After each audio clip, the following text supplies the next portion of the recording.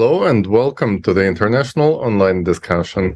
Today we're here to talk about the forum Global Crisis, Our Survival is in Unity, that went on 12th of November and is still available online. So each one of you can go and watch it online. And today here, your host Tali and my co-host is Mark here with me. And Mark, how are you feeling today? And what are the guests? Thank you, Tali.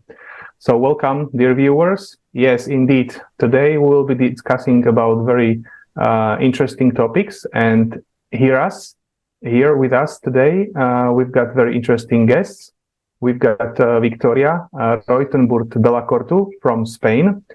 Viktoria is a scientific researcher, PhD. She's a biochemist, naturopathic doctor, university teacher, writer and poet, and as well bilingual translator. Welcome, Viktoria. Hola. And then, of course, today with us we have Lissette, who is a legal specialist. Thank you. And last but not least, we've got our expert on vertical farming, Michal Fojtik from Czech Republic. And Michal is a founder of Future Farming, first vertical farm in Czech Republic. Welcome, Michal. Welcome and thank you. Thank you very much. So today we'll be discussing a very interesting topics about the problems of food and what constraints there are to feed all the people on the planet. So my first question would go to Viktoria. Viktoria, we know that you have carefully watched the forum. So could you please provide us your feedback and also what were the most touching topics for yourself from the forum? I think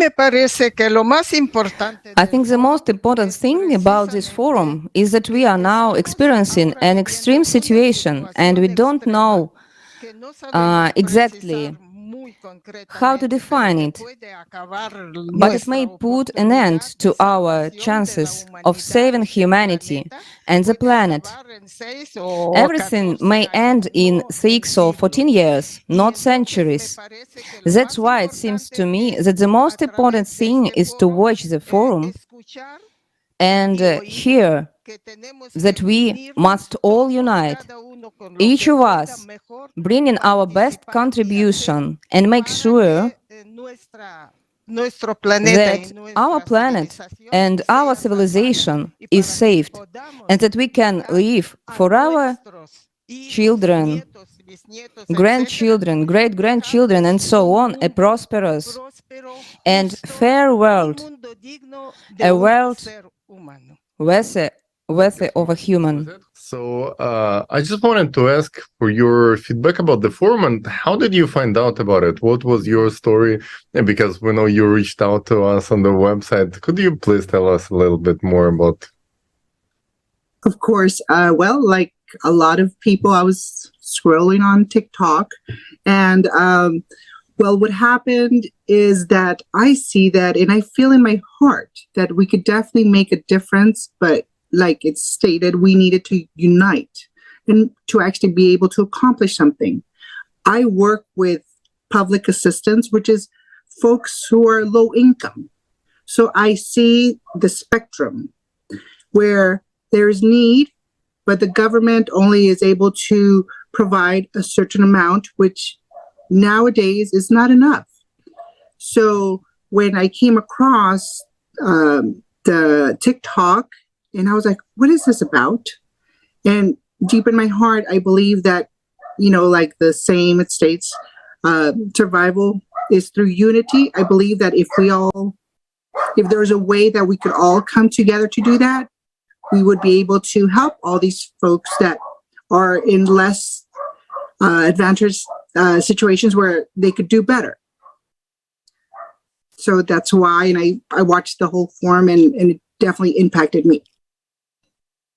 Thank you, Lissette. And indeed, in order for the people to make the right decision, obviously, we all need to be informed. And that was the main purpose of organizing the Global Forum, because today in our consumer format of society, many facts are just simply omitted and are not mentioned.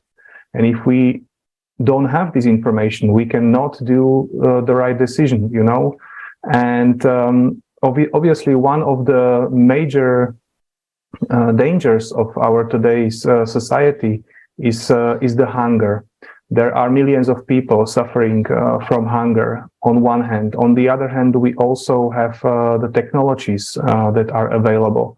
So now I would like to continue our discussion and come to Michal. So what, Michal, do you think are the major constraints in implementing of the modern technologies that could help us solve the hunger problem? It's a very hard question, but let's split it to some sub-question. In some countries, it's money, maybe a lack of technology, and in very well-developed countries, it's the main problem is laws, because the bureaucracy can stop your progress. So I think the problem is not only, you know, we are not forcing only one problem. We have multiple problems, and it's not the same around the globe. So I think in Europe, it's laws and bureaucracy. I think in, for example, Africa, it's money. And for example, Asia, where lives most people most population lives in Asia. So the drivers which force, for example, vertical farming or modern ways of agriculture is more progress and more. It develops very fast because they have very big problems with food.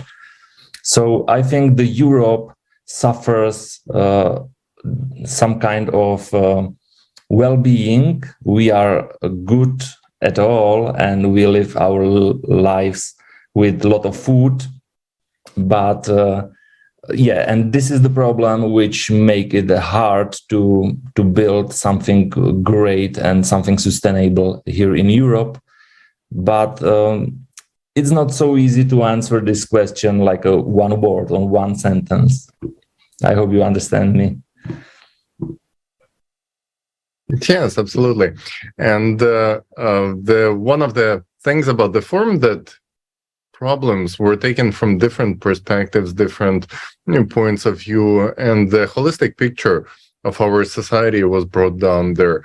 And I know that one of the reasons why vertical farming is not being so much spread around the world is high prices for electricity. And we're going to talk about this a little bit further in our conversation. And right now, I would like to ask Viktoria, what was the most significant part about the forum for you? Which part do you think was touched your heart the most, and maybe in relation to your professional experience?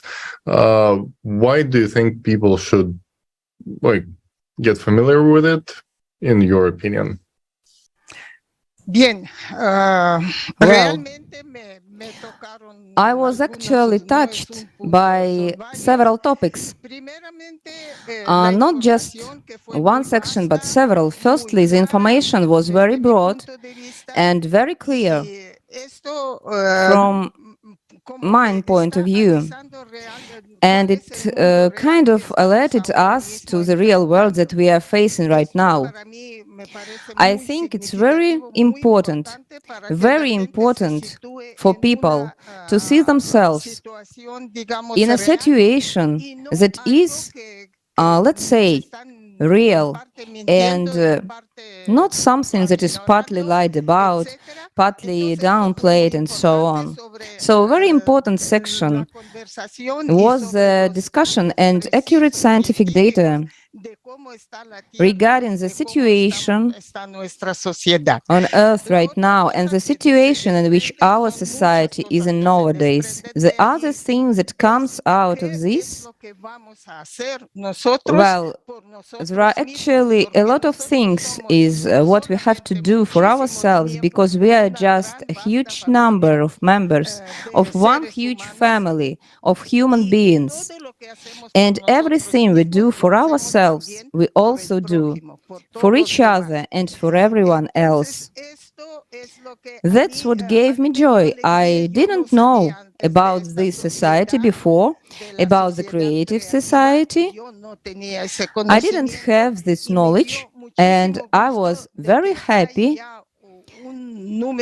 that there is already a significant, very substantial number of people who are already directly involved in maintaining the knowledge in order to save this humanity that we represent and for the future of our descendants. This was very important for me because it's already a point of action, not just some kind of programming, but real action. I really liked that and I became interested right away. As for the topic of hunger and other things, there is a lot to say about that. For instance, I can also talk about a situation that, from my point of view, can be very, very easily resolved, practically without technology, but through learning. For example, germinating seeds, which can be done with a little water, sunlight, and a minimal amount of time. Moreover, in terms of nutrition, sprouted grains also contain the greatest amount of everything: enzymes, vitamins, and everything else the body needs in order to remain healthy and active. I think that's the main thing I can say at the moment. Thank you. One of the constraints that Michal was mentioning that prevent us from implementation of vertical farms and modern technologies is the legal aspect, right?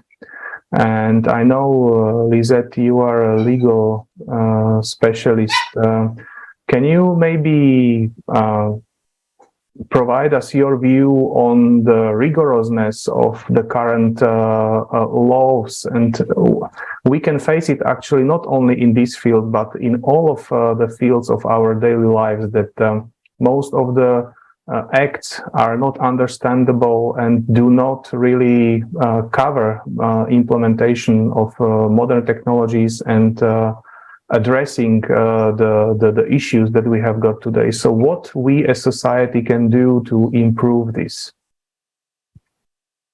Well, first of all, I think it's the way the system is in place now is very, I'm trying to think of a word, unjust, because the allocations for example, the communities who are of a lower income, they don't have the same opportunities. So everything, they have to go through different regulations just to qualify for the bare minimum. So that in itself, they have to fight for basic needs. So how it could improve is, once again, through our unity, because honestly, when I see the public that I work with, and they don't have enough for 1 month's worth of basic food, knowingly, based on what I've learned here, that it is possible for all of us to have sufficient.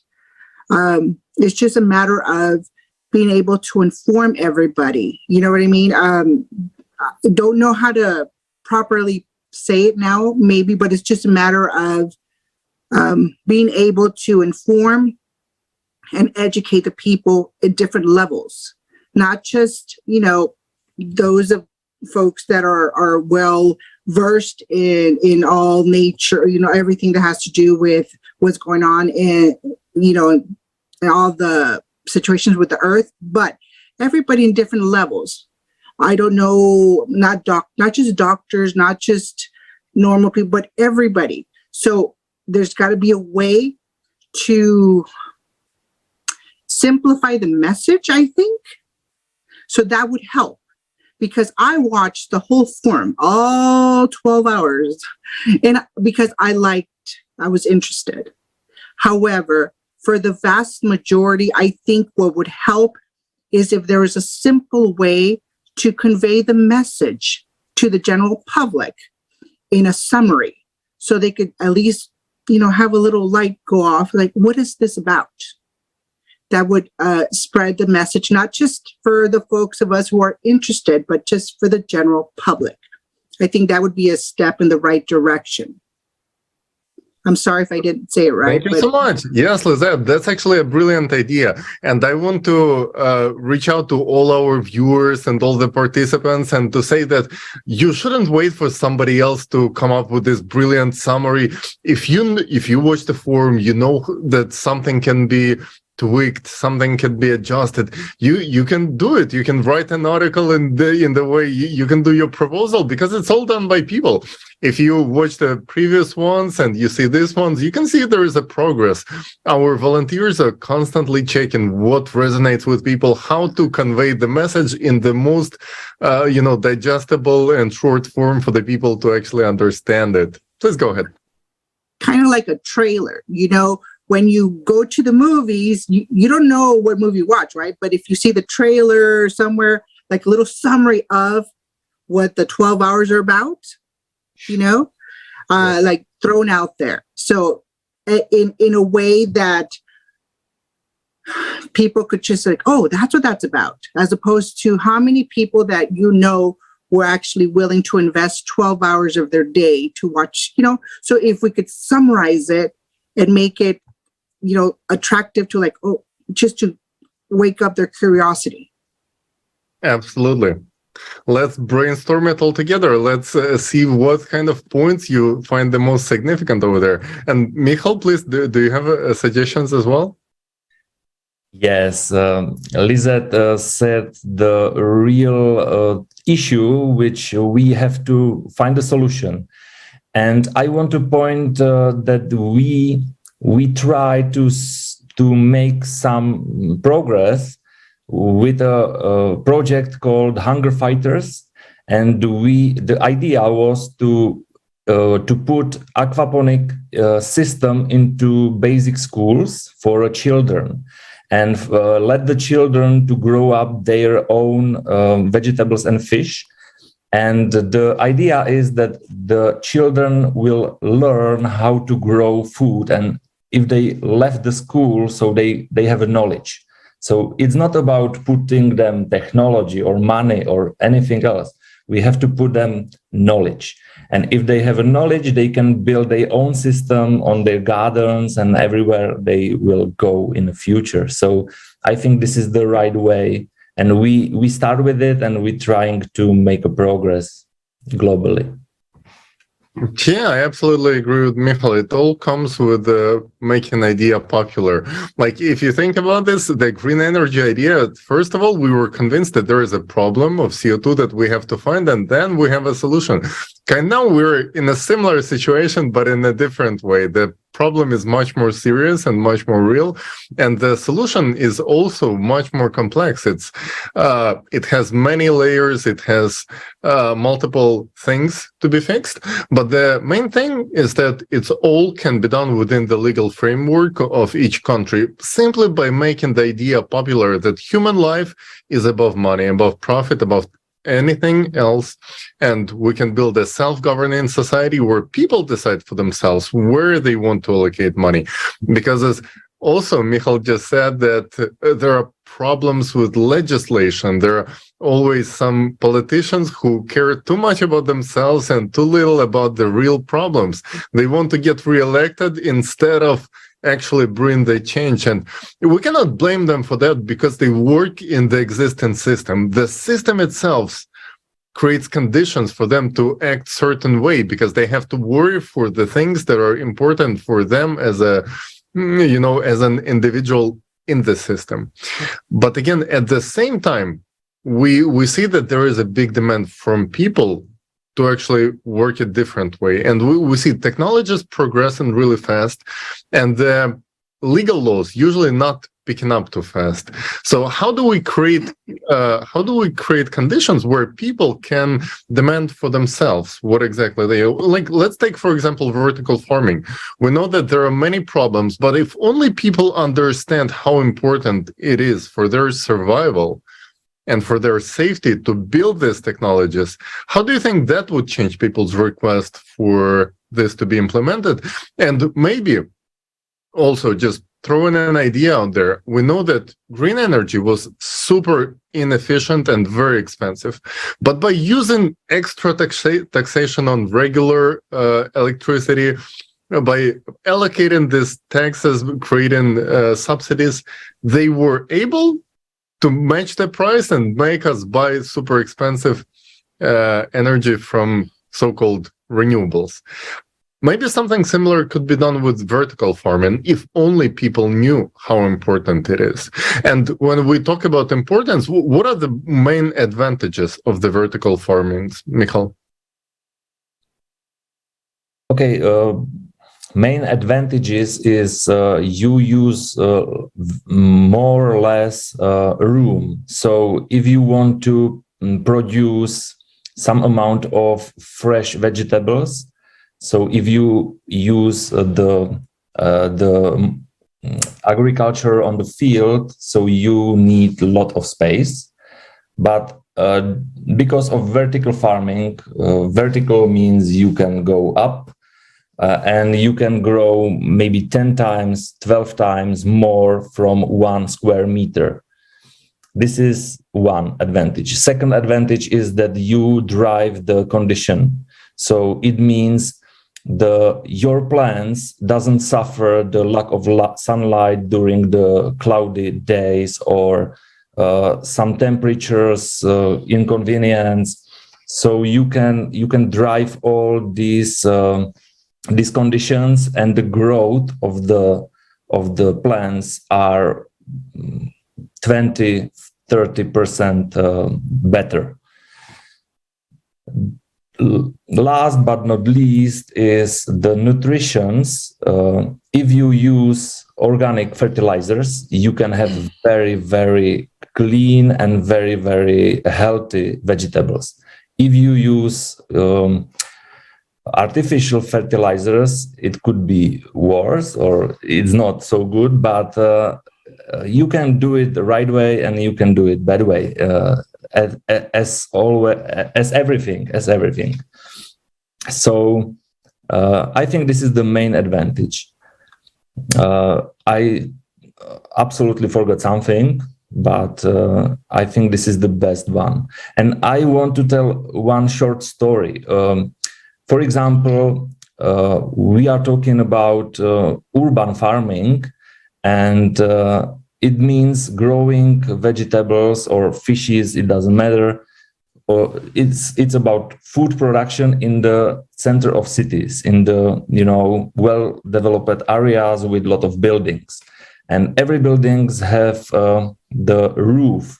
And on the roof you can put greenhouse, and you can grow food on the roofs, and it will help with, for example, heating of the cities and so on.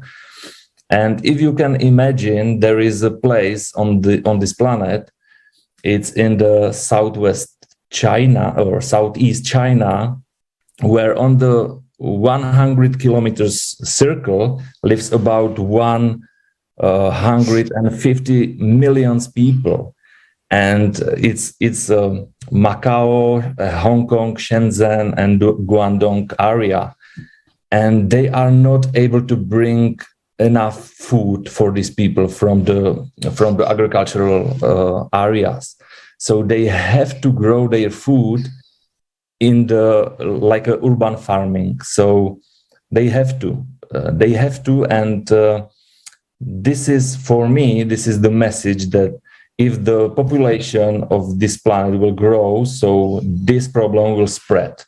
And if our our cities will be bigger and bigger, we have to grow our food in these cities. So for me, it's only one way how to solve this problem, and it's vertical farming. This is actually a very good point, because indeed, we need to solve the problems ahead of coming, right? So that's why we are doing all of this informing about the possibilities, about the technologies that we can implement in creative society, because one of the other problems and one of the constraints that technology are not developed that much is because all of us are dependent on monthly income just to survive, right? And if we introduced all of these technologies, robots, AI, and I've already seen autonomous farms where robots take care about everything, and this will cause that people will lose their job. So that's why it's so essential to have a broader look and change the format of society so that all of these technologies can be implemented. And there's a saying that one time see is more than 100 times here. And the volunteers of Creative Society have prepared a wonderful video for the International Forum. And I would like to invite everyone to watch it now.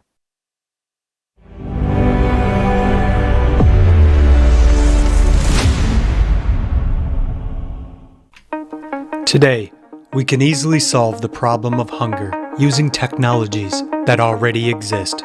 One remarkable example is vertical farms. The main differences between vertical farms and traditional greenhouse facilities are that they allow for growing on multiple levels and in a fully controlled indoor environment. Several technologies are used in vertical farms. 1. Hydroponics, growing plants in an artificial environment without soil. 2. Aeroponics, growing in an airy environment without soil. 3. Aquaponics, a technology that combines hydroponics and aquaculture, fish farming. So, we see that the soil is not used. There are no insects. There is no need to use pesticides. The products are ecologically clean. It is a closed ecosystem. It is not harmful to the environment. Its efficiency speaks for itself.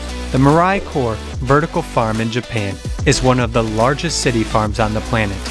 It requires 98% less water than a conventional farm, and it is 50 to 100 times more productive. An American farm called Aero Farms yields up to 26 harvests a year and produces 390 times more food per square meter than field farming. Aero Farms now grows more than 550 different varieties of fruits and vegetables. To date, the NASA Center is conducting practical developmental work on growing wheat to provide for humans in space.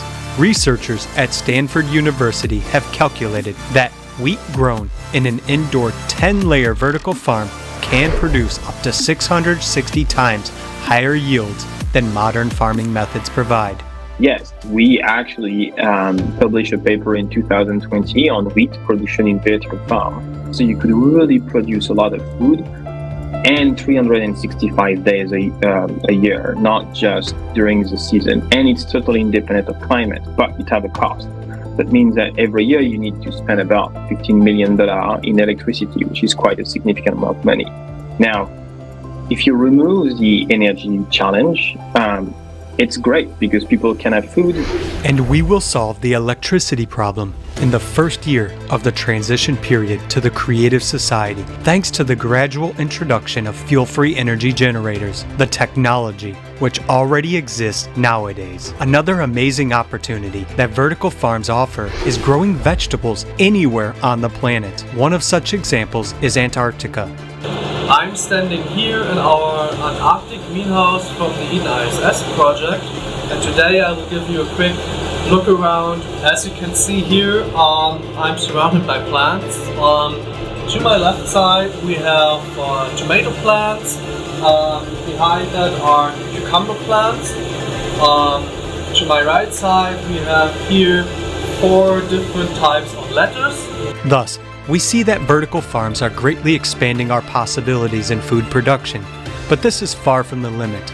Nowadays, projects are being developed for complete ecosystems capable of growing not only fruits and vegetables, but even raising fish and poultry. French architect Pierre Sartou has proposed a vertical farm of mixed functions, Tour Vivant, living tower in which housing, farms, leisure facilities, restaurants, and shops can be located. The concept of the Tour Vivant Eco Tower is to combine hydroponics production and housing in an urban environment. The 30-story pyramid farm, designed by Dixon Despommier, is a closed-loop agricultural ecosystem in which almost every element of the agricultural process, including water and nutrients, is recirculated. It will utilize only 5% of the space of a traditional farm. One such farm will produce a wide variety of fruits and vegetables, fish and poultry, and feed about 50,000 people annually. These few technologies alone show that once a transition from the consumerist format to the creative one starts, the problem of hunger will be solved instantly.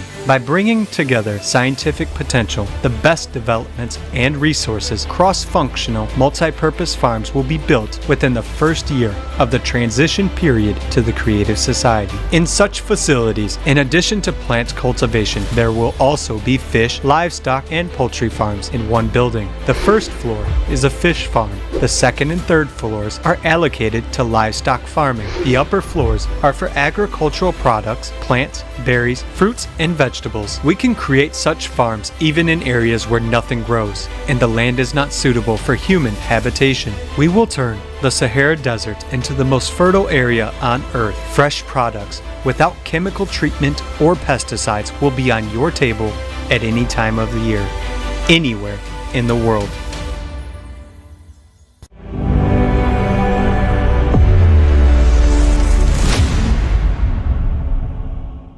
Yes, this video clearly shows that all the technologies that could help us solve the hunger problem are already in place, and it's on us to start using it.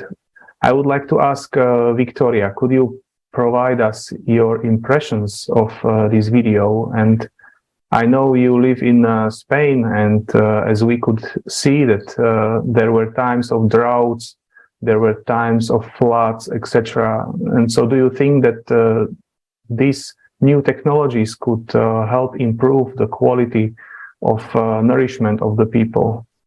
Of course, everything that was shown in the video, everything that was said is very important and obviously needs to be developed at full pace. But let me back to what I was talking about a few minutes ago. It doesn't require any technology, and it can be used within the family. It doesn't require large premises or anything else. For starters, right now, there is also technology, of course, but we can also use other possibilities to grow plants. I'm going back to suggest the method of growing sprouts, that is, seeds. Even when a seed germinates, it contains many times more proteins and all the important nutrients for humans. But 300, 500 times more. And it doesn't require any special equipment. It can even be done on plates or in any jar, and it can be learned very easily. Moreover, it can be taught in schools so that people can use a similar method to prepare salads to satisfy the constant need we have every day for all nutrients. It's simple, and you don't need legislation. You don't need anything to do that. We can start this way, and in doing so, we can create everything else that has been mentioned here. Of course, this is very important, right? But we could start that even yesterday. For example, I only have a small rack at home, and I eat from it all the time. Every day, I use the sprouts partly in salads or simply eat them. They taste good and give me strength and everything I need to keep myself fit and energetic. I mean, I'm actually 82 years old, and I'm here with you, so glad I met you. I hope I can still do more for humanity and our society. But the truth is that we often create something complicated, then wait to implement it and invest our attention. But we can start solving this problem in Africa, anywhere, can't we? Where there is some water, some seeds and some light. You don't need a big space and you don't need a lot of knowledge. If you educate people or even children, you can start solving many problems of hunger or malnutrition. Thank you. Thank you so much, Victoria. Yes, absolutely. And I think it's normal for the people to stay very active. And, it should be a new normal. We shouldn't think that, people at certain age just stop being functional for the society. It should be normalized to stay healthy. And again, best healthcare is preventative healthcare. So if we make sure that our people are healthy, we can do it. And I saw the expression on Michal's face when he was watching, and he was so excited. I want to ask you, Michal, as a specialist, as a person who dedicated the life to these technologies, what do you think? What's your expert opinion on the video that we just saw? We saw very nice video with the most advanced technology, I think. For example, NASA or ESA in Europe, they both, they try to find solution how to close every loop in food production, because you cannot go to the space and take back of food for 10 years. It's not possible. So you have to find a way. And this is exactly the technology which will help. I think it's the only technology you can use. But I have 2 points to the video, and I want to add some other perspective. We see the technology, which is super cool and super advanced. But I think this concept is not only for rich countries. We can use this concept in poor countries too, because if you have, for example, some kind of materials, natural materials, for example, oh my God, I forget in English. It doesn't matter. So you can build such a farm from the wood, for example. It's possible, and you can use this concept in every day and in poor country. It's possible, and I think this is the message which was missing in this video. And second point is that we don't need to grow only food here. It's very interesting. We have we have lack of knowledge of, for example, algae, for example, the water plants. It can contain a lot of very specific substances for human body. You can grow drugs, for example, or something for pharmaceutic use, or something like that. So this is the second point I was missing in this video, and it's very interesting. So that's my add-on to video. Thank you very much. This is very, this is very interesting how an expert looks at an area, and we can clearly see that by collaboration, by cooperation from various fields, we can add value to each other. And I really liked the comment that this technology should not only be provided to someone traveling to space, but first we should use it and tackle the food problem all around the world. And I was actually very touched by a speech on the Global Forum that said that throughout the last 10 years, the main UN agency, World Food Program, has raised more than 79.8 billion US dollars. Can you imagine for this money? I just can't imagine. I think that by utilizing all of these technologies, all of the hunger could be wiped out from the planet. And what can we see instead? The UN already says that there will be more hungry people in the coming years. So it turns out that instead of solving this problem by increasing budget, it only becomes major. And I also liked the idea of Viktoria that we should kind of evangelize the young generation. So instead of they thinking that the vegetable grows in the supermarkets, we should organize,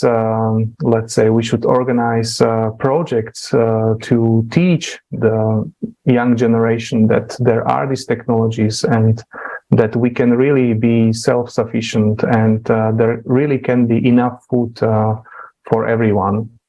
But in order to do this, we need obviously to inform people. So my next question would be that, Lissette, how would you kind of recommend to go on and motivate people to watch the forum, to start analyzing the information instead of just consume the already ready-made information in the public media? Well, first of all, I think the most important things, because I read comments when you on the lives, and everybody right away, they have, I don't know if it's a defense mechanism that everybody has. Oh, it's communist. Oh, is this? Oh, is that? So I believe if from the beginning you open up, no, this is not this. This is not communist. This is not this. This is not that, and invite them to be open-minded. Like before they could try to put up a wall, let them know right from the beginning, this is not what you think it is. Just be open-minded too. And then take the best parts of every one of those sections and summarize it into something, because when I see a lot of the videos, oh yeah, that's good too. Oh, I remember, where was that part? Where was that in the 12 hours? If we could kind of make a condensed version of the best. So first of all, you kind of want to open up the wall, say, it's okay. It's nothing bad. Don't be afraid. People are, all their lives, we've been accustomed to see the world in a certain way. So if you slowly start peeling away the different layers of protective survival mechanisms that we developed, say it's okay. It's almost like we're trying to have people soften their hearts. Society nowadays is like so many negative things going on. So everybody's defensive.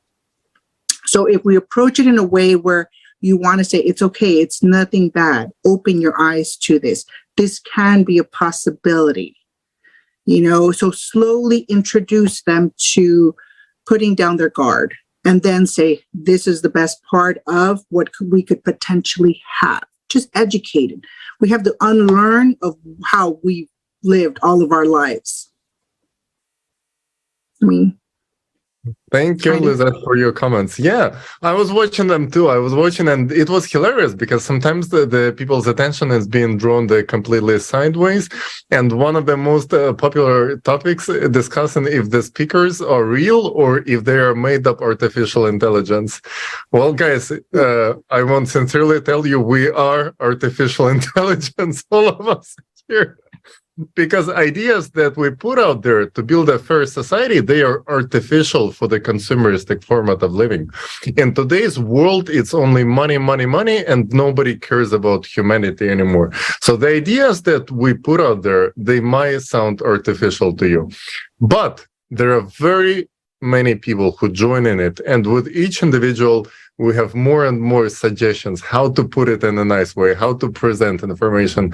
And so is here. We have beautiful suggestions here. And I would invite Michal to participate in our next forum in preparation and share your experience. And this is how we build it, like block by block. And I'm sure that you can do so as well. And so is each one of our viewers. I invite all of you to watch the Global Crisis, Our Survival is in Unity forum, which is available online on all streaming platforms in 150 languages.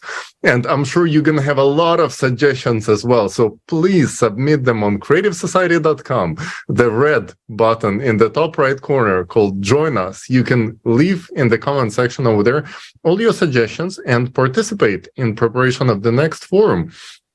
And let us know the ways you would like to inform people about changing the format of living from consumeristic into the one where human life is the top value. And it doesn't matter that it doesn't mean that we're going to consume less or limit ourselves. No, it's that we're going to stop consuming human lives and human time for practically making it go to waste as it is right now. And today has been amazing roundtable. I think this one is a really pleasure to be here with you. And before we end, I would like to also have all of us to say a few words about the Creative Society itself. Why do you think this project is important in your opinion, and how would you encourage our viewers? What would be your message for the viewers about the Creative Society? And I would like to start with Viktoria, just a short message in a few sentences to encourage our viewers to spark the interest in them. How would you explain it? Viktoria, please go ahead. Bueno, the most motivating thing, from my point of view, is that we all have a lot of people whom we love and know, starting with our family. Obviously, the main thing we want for these people, starting with ourselves, is so that everyone has an opportunity for a prosperous, fair and dignified future. Therefore, now, seeing the way things are developing on the planet and in our society, with so many conflicts and unresolved issues, it's obvious that all this should be a serious motivation for us to solve all issues in the best and fastest possible way so that we can have a future. I think the point is that people find out the forum lasts 12 hours, while a lot of people work and so on, and people are still not quite aware of the problems happening to the planet and to each of us. So a lot of young people fail to find the time and say, no, 12 hours, where am I going to find so much time? Given what we have learned at the forum and will learn at subsequent forums and other events, we need to act for people who don't have much time or who don't understand how important it is to find time and watch the forum because that's the most important thing. That's why maybe it's possible to make several parts, several videos, which can go one after another, but not more than 1 hour. That's the maximum, not more than 1 hour, so that people can discover this information. And this way they understand that their participation is not just an invitation, it's a necessity. Because we often demand rights, but we also have many duties. And the biggest duty we have towards those who will live after us is to leave them a society which is not a society of consumers, but a society of humans. For humanity, I think so. This was really inspiring. And I would just like to make one small comment, and this is that because many people consider creative society as a project of a group of people who kind of use the scientists and authorities or misuse the scientists of authorities just to, let's say, present themselves. And this is absolute myth, because creative society is an opportunity. It's, let's say, an opportunity for all of us to start living in a different way than we live now, in a constant struggle, in a constant, let's say, chasing just to cover the basic needs. And this is the project of people who understood that we no longer should rely on anyone, on the organizations, governments, on anyone, because I think that they have time enough to prove that they can do something. But if we look back for, I don't know, 10, 20, 30 years, what they have done. And I think, the deeds, they speak for themselves. And so we need to use this chance and create the demand from the bottom, because at the end of the day, creative society is a result of millions of interviews who expressed their opinion in what world they would like to live. And whether or not we can live in this world depends on every single person. And I would really like to thank all of our guests today, because by participating here in this international discussion, this is already your input to bringing us closer to a society that's worth of naming human. And I would also like to ask Lissette, so what would be your final words to our audience?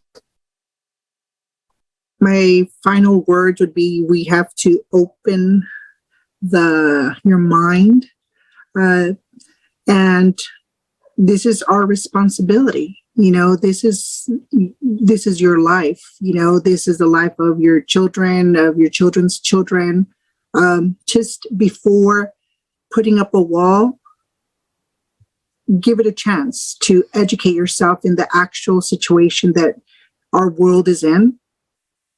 Before just saying no to it, be open-minded, and try to unlearn the way you've lived and open your heart to new opportunities to live in a better society.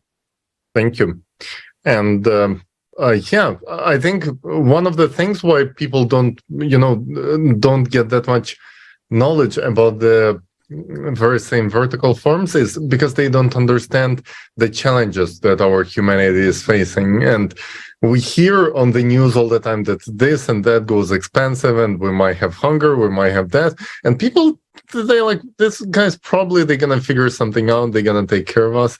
But when we seen like third of Pakistan went underwater, right? If you don't put it into the global picture of what's going on with everything else in the world, you might think that just one event, but this is happening almost everywhere. We're seeing climatic changes where we're not going to be able to get the same food from the same fields. And it's very inefficient to use the land the way we use it right now. And it's a complex issue. We have many people in the world who live in the seismic active zones and will become refugees very soon. And they're going to have to relocate millions, if not billions of people. And we have to think now, how do we provide food for everyone and shelter in the nearest future? And we're talking years from now. So if as a society, we don't develop these technologies, we don't build these vertical farms by now, the challenges we're going to see, we remember from 2 years ago what happened when the shelves go empty in the stores and people fighting each other for toilet paper. That was toilet paper, guys. That wasn't even food. Now imagine how people gonna behave when shelves gonna be empty and there is no food.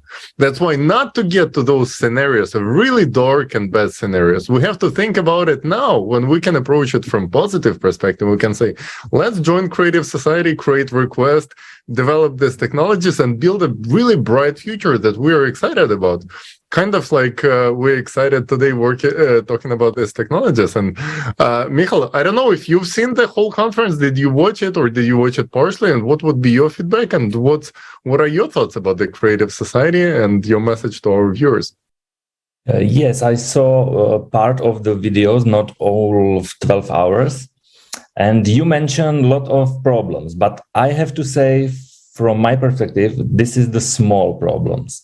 Let's say for me, the biggest problem, and with the mathematical, it's mathematically absolutely going to be great problem on this planet, is that it's very simple, that 3 billion people on this planet depend on wild caught fish food or seafood. And the population of fishes in our oceans and seas are completely devastating or is devastated at all and never be renewed. So it means 3 billion people will be in hunger when this depletion come to an end. And if we don't unite now, and if we don't act now, so there will be 3 billion people in hunger and will be fighting for food. And that's, for me, it's really, I don't want to live in this world. So I'm going to do something.